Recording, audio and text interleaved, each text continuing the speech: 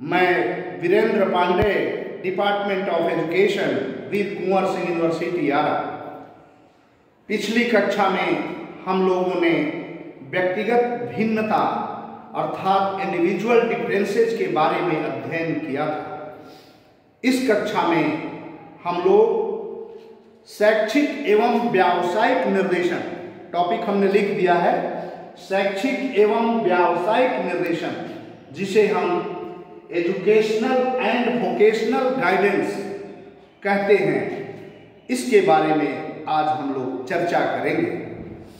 तो कुछ विद्वानों का मत है कि जो निर्देशन का कार्य है वह एक प्रकार की विशिष्ट सेवा है, स्पेशलाइज्ड सर्विस जिसको कहते हैं। निर्देशन का कार्य स्पेशलाइज्ड सर्विस है अर्थात विशिष्ट सेवा है, और इसमें जो निर्देश देने वाला होता है वह व्यक्ति की रुचियों एवं योग्यताओं को समझते हुए उसकी समस्याओं के समाधान में आवश्यक एवं उपयोगी सलाह देता है। तो निर्देशन में यदि हम विद्यालय के क्षेत्र में निर्देशन का कार्यक्रम करते हैं तो विद्यालय में निर्देशन का कार्य उपबोधक का हो जाता है, जिसे हम काउंसलर कहते हैं। यदि उपबोधक बालक को विषय को चुनने या पाठ्यक्रम को चुनने में अपनी सलाह देता है, बालक की अभिवृत्तियों एवं रुचियों को समझते हुए विषय एवं पाठ्यक्रम को चुनने में यदि वह सलाह देता है तो इस प्रकार के निर्देशन को हम शैक्षिक निर्देशन कहते हैं। यदि वह उपबोधक बालक को व्यवसाय की ओर प्रेरित करता है या अमुक व्यवसाय चुनने की सलाह देता है तो इस प्रकार के दिए गए निर्देशन को हम व्यावसायिक निर्देशन कहते हैं। और यदि वह उपबोधक बालक के रुचियों एवं योग्यताओं को समझते हुए उसके निजी समस्याओं के समाधान के लिए सलाह देता है ताकि वह बालक समाज में सही ढंग से समन्वित हो सके, एडजस्ट कर सके, तो इस प्रकार के दिए गए निर्देशन को हम व्यक्तिगत निर्देशन कहते हैं। इस प्रकार निर्देशन 3 तरह के होते हैं। पहला हमने बताया विषय को चुनने में यदि वह मदद करता है उपबोधक तो वह शैक्षिक निर्देशन, व्यवसाय को चुनने में मदद करता है और व्यवसाय की ओर प्रेरित करता है तो वह व्यवसायिक निर्देशन, और उसके निजी समस्याओं के समाधान के लिए वह अपनी सलाह देता है ताकि वह समाज में बालक एडजस्ट कर सके, तो इस प्रकार के निर्देशन को हम व्यक्तिगत निर्देशन कहते हैं। तो ये 3 तरह के निर्देशन। और निर्देशन में क्या होता है कि जो निर्देश देने वाला होता है यानी जो गाइड करने वाला होता है उसे बालक के रुचियों, अभिवृत्तियों, अभिक्षमताओं को जानना आवश्यक होता है। साथ ही साथ उसे विषय की प्रकृति और व्यवसाय की अभिक्षमताएं सब कुछ का ज्ञान रखना आवश्यक होता है, तभी वह सही निर्देशन दे सकता है। इसलिए ये आवश्यक है कि जो भी व्यक्ति निर्देश दे रहा हो, गाइड कर रहा हो, उसे इन चीजों की ज्ञान रखना, इन चीजों का ज्ञान रखना आवश्यक है। अब एक दूसरी बात है कि निर्देशन सेवा को हम केवल विद्यालय की चारदीवारी तक ही नहीं बांध सकते। यह विद्यालय की चारदीवारी के बाहर भी अर्थात परिवार में भी, खेल के मैदान में भी और विभिन्न प्रकार के कार्यस्थलों पर भी यह सेवा आवश्यक महसूस होती है। वहाँ गाइड की आवश्यकता महसूस होती है। तो विभिन्न क्षेत्रों में, विभिन्न रूपों में यह निर्देशन सेवा बालक के समस्या के समाधान के लिए, बालक को अमुक व्यवसाय चुनने में, बालक को अमुक व्यवसाय में पारंगत होने में, बालक को पाठ्यक्रम को चुनने में, विषय वस्तु को चुनने में ये निर्देशन सेवा काफ़ी मददगार साबित होती है। इसलिए निर्देशन का बहुत बड़ा महत्व है।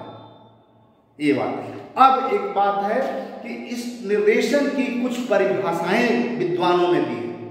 कुछ परिभाषाएं, जैसे एक विद्वान है ट्रैक्सलर, लिख देते हैं आपको।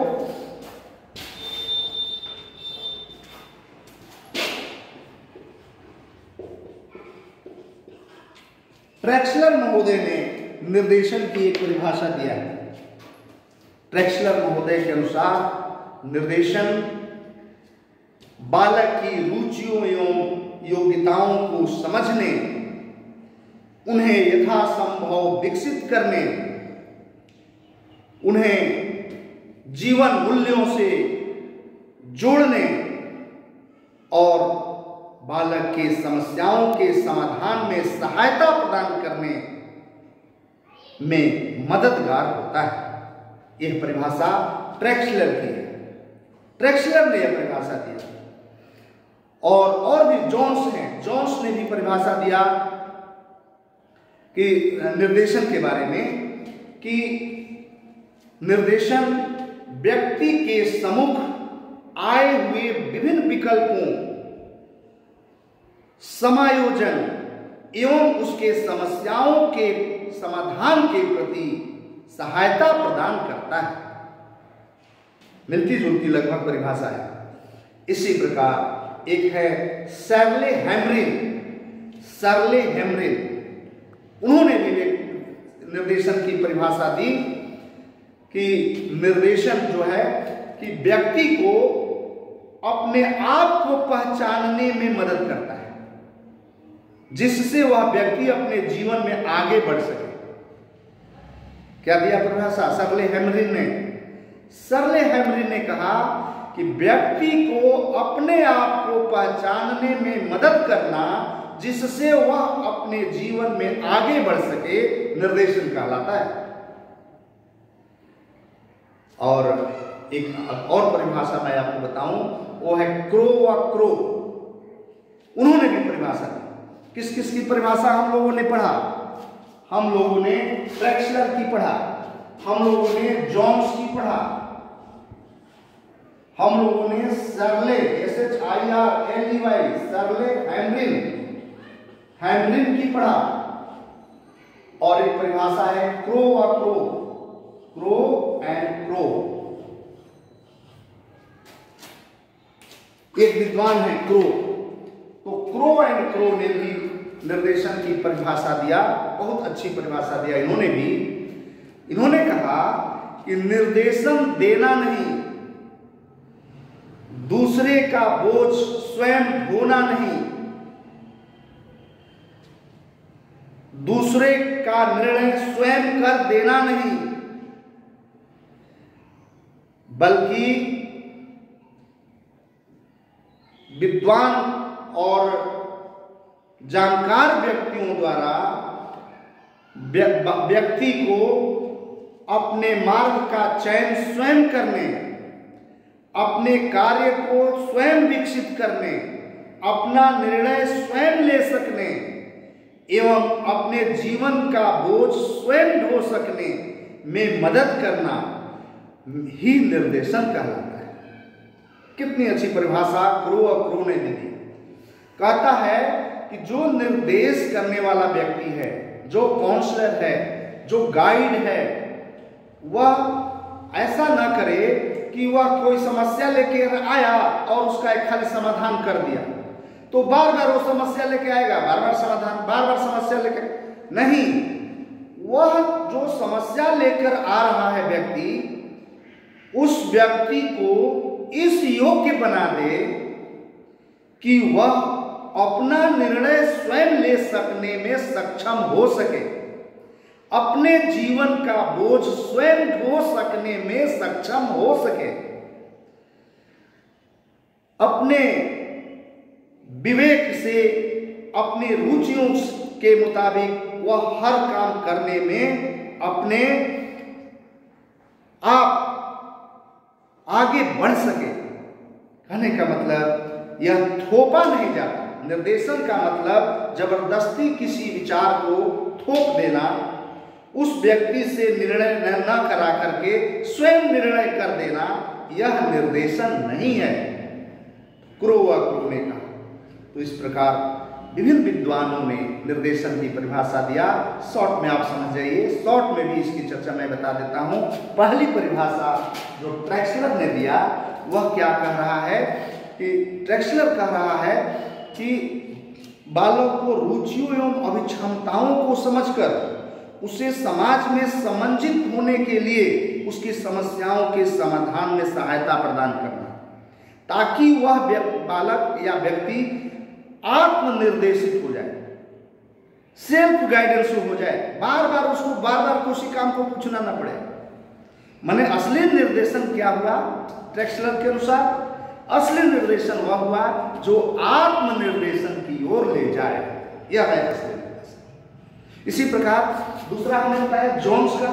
जोन्स ने कहा कि व्यक्ति के सम्मुख विभिन्न विकल्प आते हैं जिसमें से चयन करना पड़ता है, तो विकल्पों का वह चयन कर सके, वह समाज में समंजित हो सके और अपनी समस्याओं का स्वयं समाधान करने में सक्षम हो सके, यह निर्देशन है। तो दूसरा भी परिभाषा बहुत जानदार है।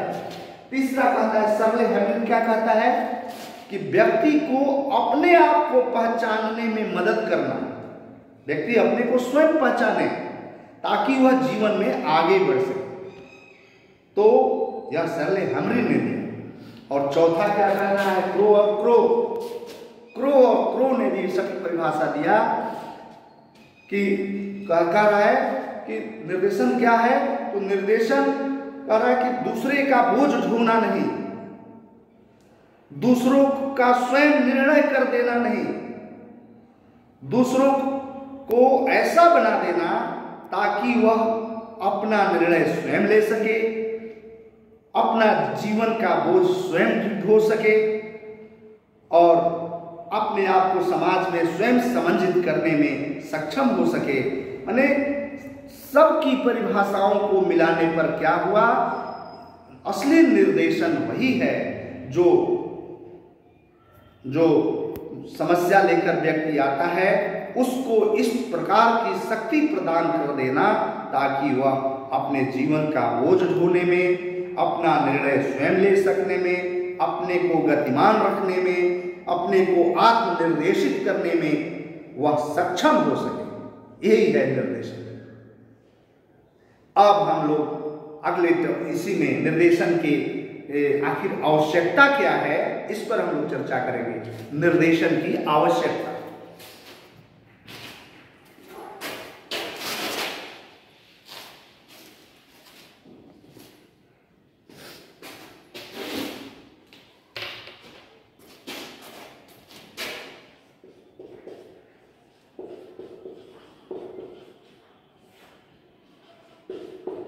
की आवश्यकता।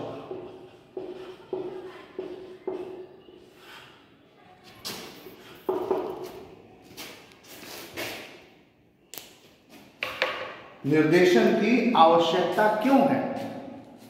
तो निर्देशन की आवश्यकता इसलिए है कि परिवर्तित सामाजिक संदर्भ में, जो हमारा सामाजिक संदर्भ है वह परिवर्तित होता रहता है, तो इसलिए निर्देशन की आवश्यकता है। पहला है। दूसरा है मनुष्य की मूलभूत आवश्यकताओं के रूप में। मूलभूत बहुत सारी आवश्यकताएं हैं जिसको पूरा करने के लिए व्यक्ति को दूसरे से सलाह लेने की आवश्यकता पड़ती है, या दूसरा व्यक्ति। तो मनुष्य की मूलभूत आवश्यकताओं के रूप में, दूसरा है परिवर्तित सामाजिक संदर्भ में, तीसरा है जनसंख्या विस्फोट के संदर्भ में। जनसंख्या जो दिन प्रतिदिन बढ़ती जा रही है, तो हमारा निर्देशन सेवा भी उसको उसके हिसाब से हमेशा इसकी आवश्यकता पड़ती रहती है। तो जनसंख्या विस्फोट के हिसाब से। चौथा है कि परिवर्तित औद्योगिक एवं तकनीकी संदर्भ में जो उद्योगों में बहुत सारे परिवर्तन हो रहे हैं, टेक्निक्स बहुत सारे आ रहे हैं, तो इन सब में परिवर्तन हो रहा है, तो इसलिए भी निर्देशन की आवश्यकता पड़ती है। तो ये आपका और भी कारण है, पाश्चात्य देशों के प्रभाव के संदर्भ में बहुत सारे वेस्टर्न कल्चर से हमारे यहाँ भी बहुत सारे चीज़ जो अच्छी चीज़ें हैं ली जाती हैं, तो उस संदर्भ में भी यहाँ निर्देशन की आवश्यकता पड़ती है। तो और भी बात है, नगरीकरण के संदर्भ में आज शहर की ओर झुकाव जो हुआ है, तो कैसे हम अपने जीवन को गति दे सकते हैं, क्या चाहिए, कैसे यहाँ हमारा काम बढ़िया ढंग से और आगे हम विकास कर सकते हैं, तो नगरीकरण के संदर्भ में, तो ये इन संदर्भों में ये निर्देशन की आवश्यकता पड़ती है। तो आपको याद हो गया होगा किस लिए, तो परिवर्तित सामाजिक संदर्भ में, जनसंख्या विस्फोट के संदर्भ में, पाश्चात्य देशों के प्रभाव के संदर्भ में, नगरीकरण के संदर्भ में, मनुष्य के मूलभूत आवश्यकताओं के संदर्भ में, तो ये परिवर्तित औद्योगिक एवं तकनीकी परिवर्तन जो होता है उसके संदर्भ में, तो इसलिए निर्देशन की आवश्यकता महसूस होती है। अब है निर्देशन की कुछ समस्याएं हैं, प्रॉब्लम्स ऑफ गाइडेंस। ये क्या समस्याएं हैं उसकी चर्चा।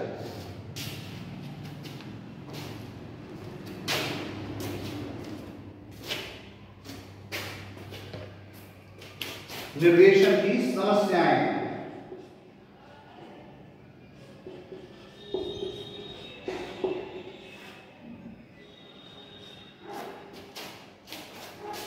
निर्देशन की समस्याएं, तो निर्देशन की समस्याएं भी हैं। क्या है, तो उपयुक्त निर्देशन के लिए दर्शन का न होना,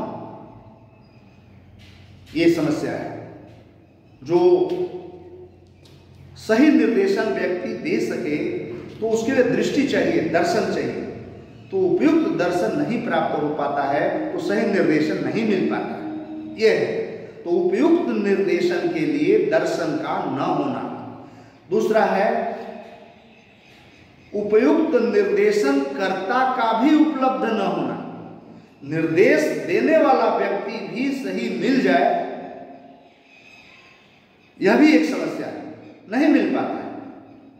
तो निर्देश कर्ता जिसको कहेंगे या उपबोधक जिसको कहते हैं, तो सही उपबोधक का न मिलना यह भी एक समस्या है। और भी समस्या है, जैसे आपके सामग्री, निर्देशन सामग्री का उपलब्ध न होना, निर्देशन के लिए बहुत सारी सामग्रियों की भी आवश्यकता होती है, तो उसका उपलब्ध नहीं होना, यह भी एक समस्या है। और क्या समस्या है कि जो अभिभावक हैं उनकी भी उदासीनता है, अभिभावकों की उदासीनता, यह भी एक समस्या है। अभिभावक इसमें रुचि नहीं लेते हैं कि कौन जाएगा निर्देशन लेने। अरे जरा सा गाइड अच्छा मिल जाए, जरा सा निर्देशन अच्छा मिल जाए तो बालक का भविष्य कहाँ चल जाए, बालक बहुत आगे बढ़ सकता है। लेकिन एक समस्या है, अभिभावकों की उदासीनता है। नेक्स्ट है संख्या की समस्या, और कहीं कहीं बहुत जहां कम है निर्देश देने वाले, गाइड कम है और वहां संख्या ज्यादा है, वहां भी सही निर्देश नहीं मिल पाता है। तो इन समस्याओं से गुजरना पड़ता है। क्या क्या समस्याएं हैं?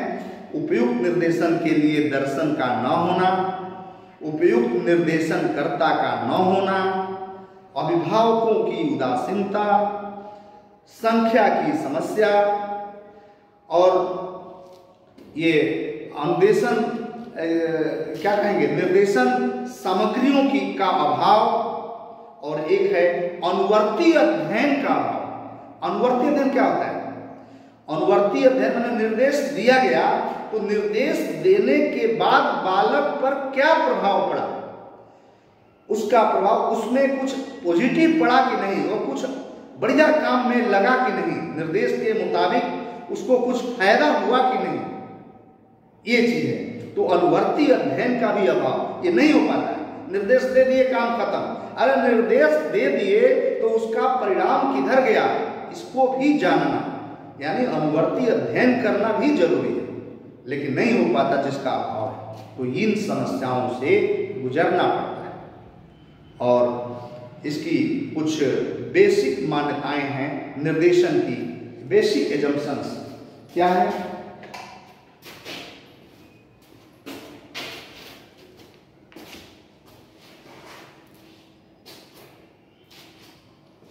मान्यताएं क्या है?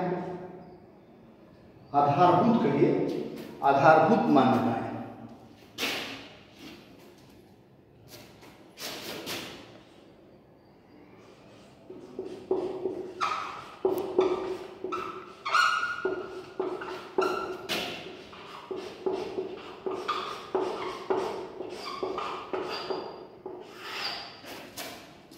निर्देशन की आधारभूत मान्यताएं, इसमें क्या है कि इसमें है अवसरों की विविधता। भिन्न भिन्न प्रकार के अवसर उपलब्ध होते हैं।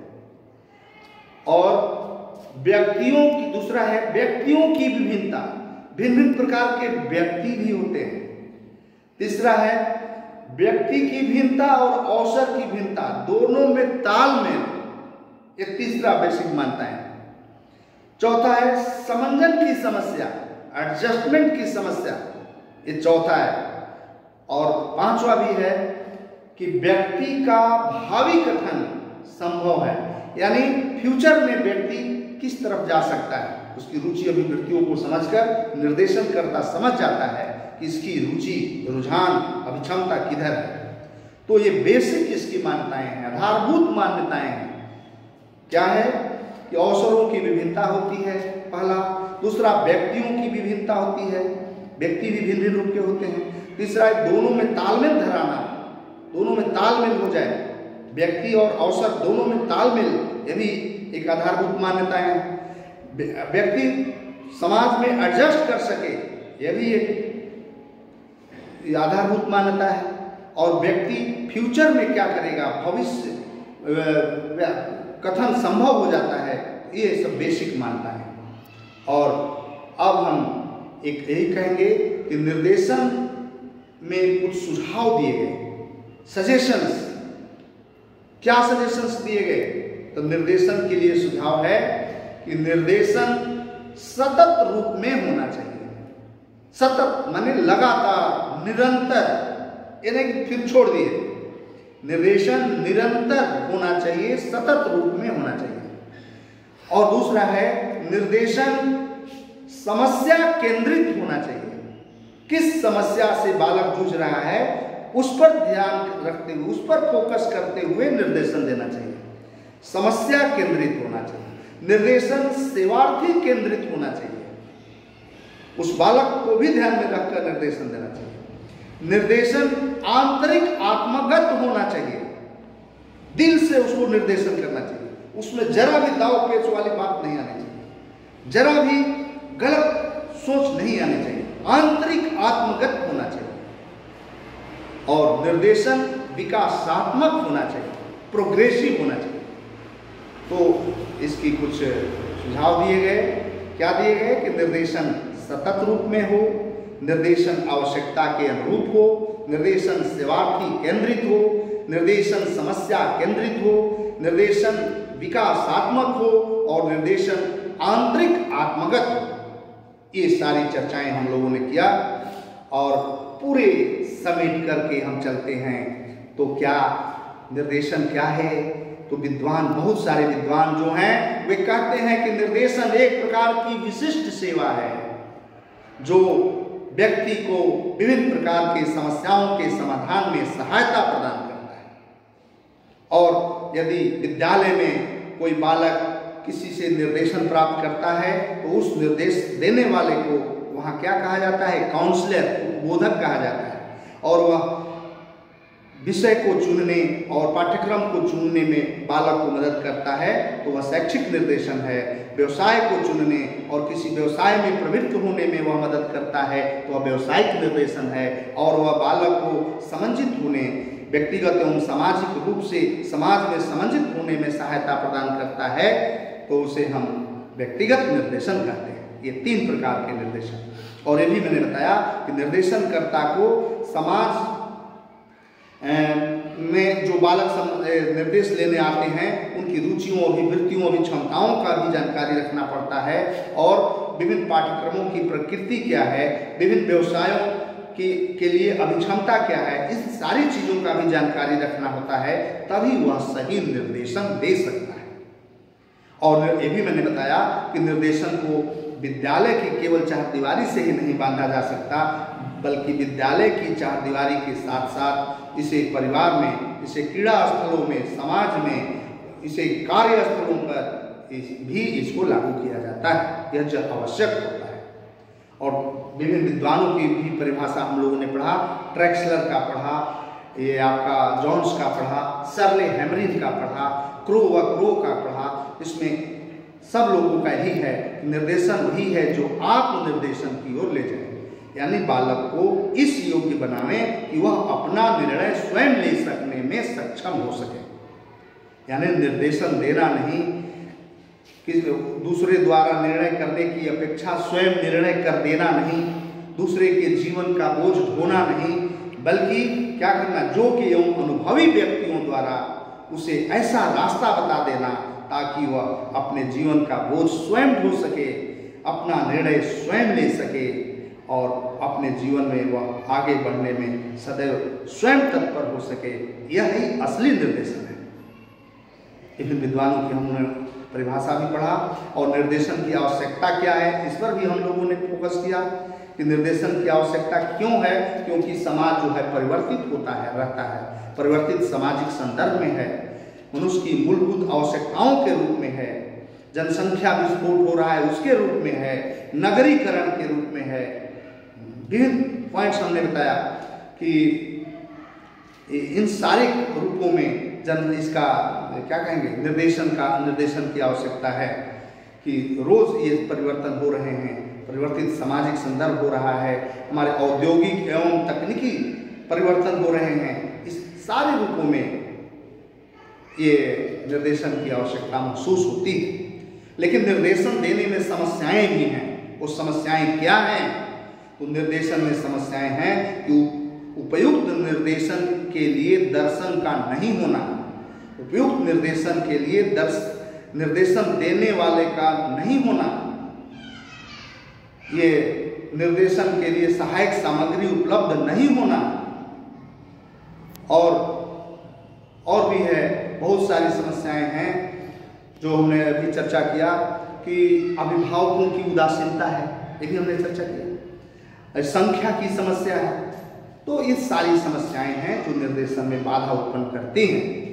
इसके बाद हमने आधारभूत मान्यताओं पर भी दिया कि क्यों ये आधारभूत मान्यता निर्देशन का क्या है।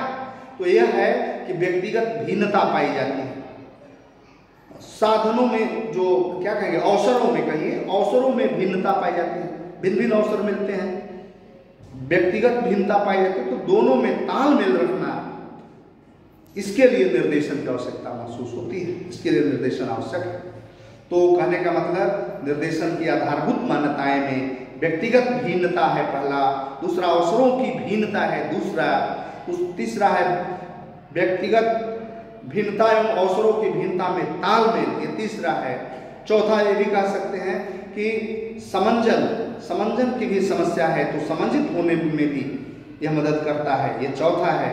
और पांचवा है कि व्यक्ति का भावी कथन संभव हो पाता है निर्देशन के द्वारा, कि भविष्य में वो क्या करे। तो यह आधारभूत मानता है। और निर्देशन के लिए महत्वपूर्ण सुझाव दिए गए। क्या दिए गए?